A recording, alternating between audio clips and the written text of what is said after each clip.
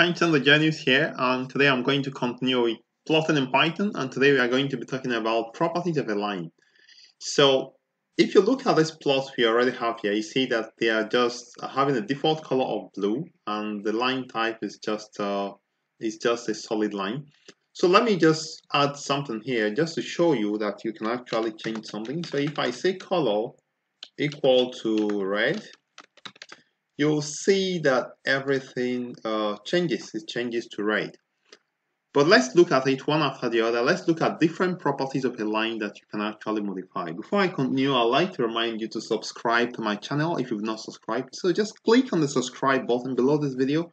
In that way, you motivate me to continue making this lesson for you. Since I make them for free, I'm actually happy when you subscribe. And also feel free to leave me a comment if you have any problem with some of my lessons. So let's continue. Now I've provided a list of properties of a line. Now this page you are seeing here is in the description box below this video. If you just go there, you can see a link to this page so you can actually see what it's all about. So let's use an example to illustrate this. So let's use the example of this curve, y is equal to e to the power of x squared cos 2 pi x. So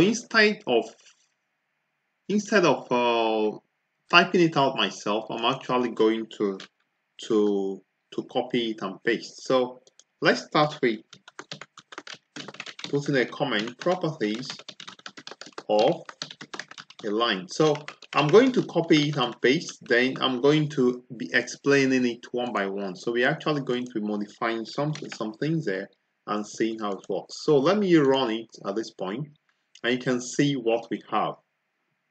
All right, so if you look at this place, you can see alpha means transparency. But before I change the alpha, I would like to first drop down these first. Okay, so I'm going to change the line width to make the line to become a little bigger. So you have a line width of 2. So at this point, let me make it 5, and then I'm going to run it, and you can see the line width is a bit bigger. All right, let's take the next one. Transparency is called alpha. So transparency goes from 0 to 1. So let's say I have 1 and I run it. You can see that this is 0.1. So it's very, very transparent.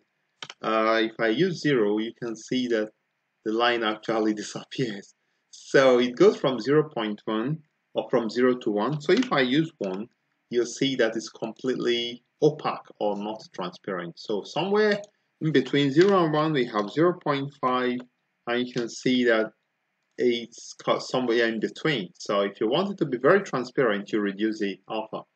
Now this is the label, damped cosine wave, as you can see. So this label goes with the legend.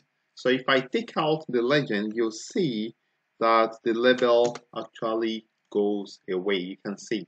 So if you add a label and then you also enable the legend by saying plt.legend. Now we have color is equal to red. You can change it to blue or anything you like. Line style is equal to dashed. So you can also change it to solid or to be a solid line. So let's see. Perfect. So it's a solid line and no longer dashed.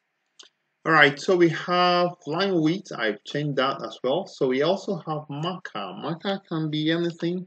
So it's simply what it identifies the data points, and we have the marker size can actually be, let's change to 12 so that you can see how the marker size changes with the plot. So you can see it's quite big.